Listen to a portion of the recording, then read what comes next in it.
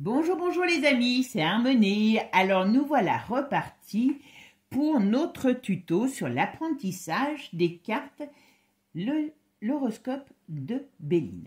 Alors comme je vous ai dit déjà, je commence par l'horoscope de Béline parce que c'est un jeu qui est très agréable à travailler, qui est simple et pour les débutants, je trouve que c'est idéal. Si je commence avec le deuxième jeu de Béline qui est les oracles de Béline, vous n'allez pas vous en sortir. Donc on va commencer par quelque chose de ludique qui permet de voir beaucoup de choses, qui va vous permettre d'apprendre à affûter tout simplement votre intuition et vos ressentis. Voilà. Alors vous trouverez, je vous mettrai les liens donc de la première et la deuxième vidéo où on a pris donc les premières cartes, voilà, qui est surtout le consultant, la consultante, voilà. Et là, on va se positionner sur ces 5 nouvelles cartes. Allez, c'est parti. Alors, vous voyez, déjà quand vous regardez, quand vous faites les cartes, enfin quand vous allez apprendre à faire les cartes après, ce qui est important, c'est déjà ce qui est sur la carte. Voilà. Ça va vous aider pour faire travailler vos ressentis. Voilà.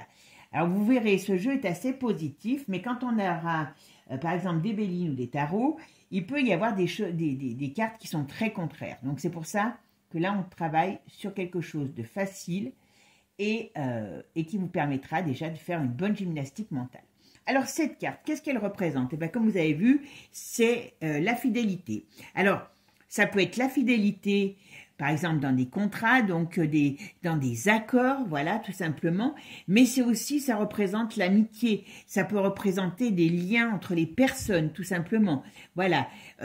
Quand on a une personne qui ressort avec cette carte, après, il faut regarder les cartes qui sont à côté, mais normalement, cette carte représente l'amitié sincère, représente la confiance, représente des amis de confiance. C'est une carte qui représente le réconfort, l'aide, la protection, tout simplement par le biais de votre relationnel. La fidélité, c'est aussi l'engagement, le respect, la pensée pure. Quand vous avez cette carte qui ressort, par exemple, sur une demande d'accord, on va dire que les accords seront sûrs et sincères. Voilà, tout simplement. Bon, maintenant, passons à la suivante. Alors, comme vous voyez, cette carte déjà a de belles couleurs. On parle de distinction. Vous voyez, il y a quand même le chapeau du pape, voilà, il y a un bel habit. Voilà, on parle de distinction. Alors, qu'est-ce que ça veut dire?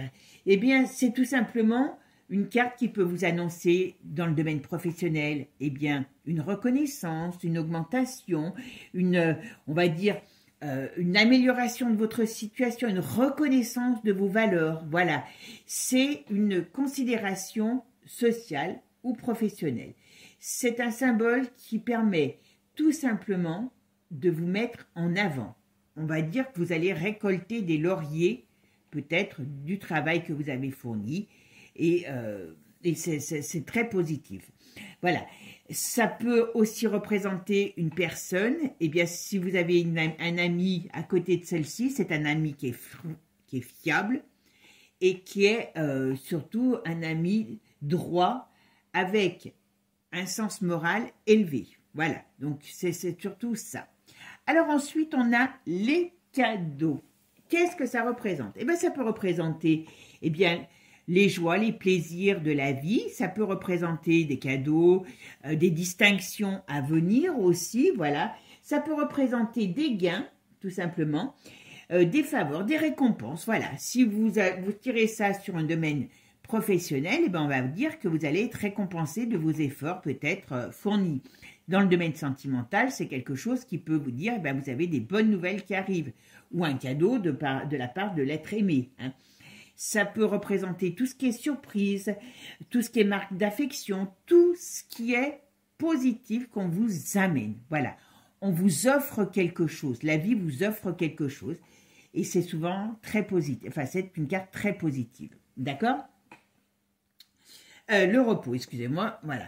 Alors, le repos, dans l'ordre, elles sont, voilà, hein, voilà. 10 et 11, j'avais mis le contraire. Excusez-moi, je suis dyslexique et ambidex, vous voyez, ça se retrouve à des petites choses comme ça. Alors, qu'est-ce qu'elle vous inspire, cette jolie carte? Beaucoup de vert. eh bien, elle inspire la paix, la sérénité, elle inspire le calme, le bien-être. Avec cette carte, on peut vous dire, par exemple, ça peut être aussi des vacances, des détentes, voilà. On vous invite à la détente, à la relaxation, à souffler pour pouvoir mieux ensuite récupérer des forces.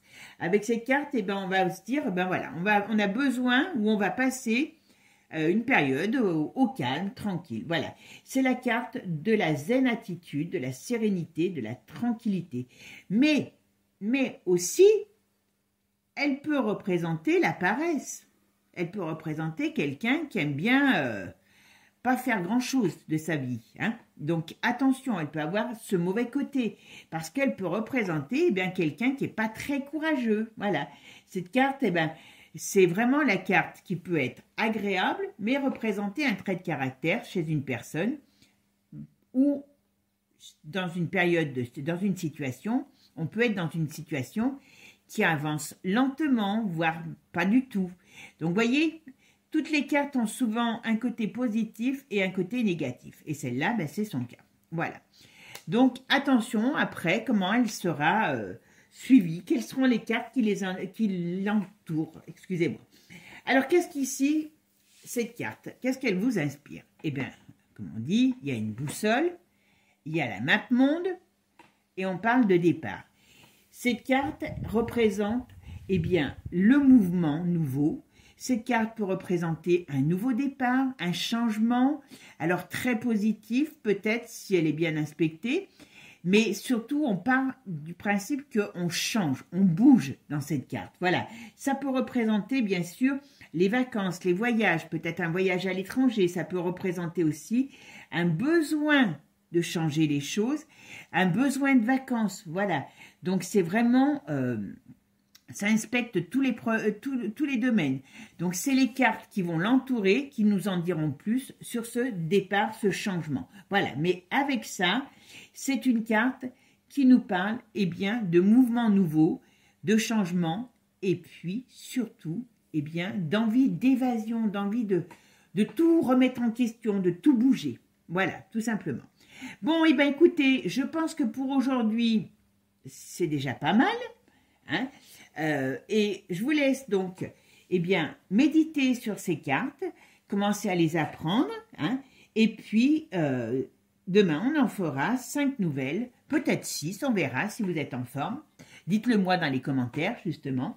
Et puis voilà, de façon à ce que vous ayez déjà les bases de l'apprentissage des cartes. Et puis, donc prenez des notes aussi, comme ça vous fait vos bases personnelles, voilà.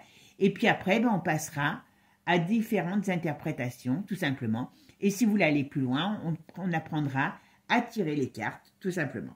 Mais on va faire déjà ce jeu complet.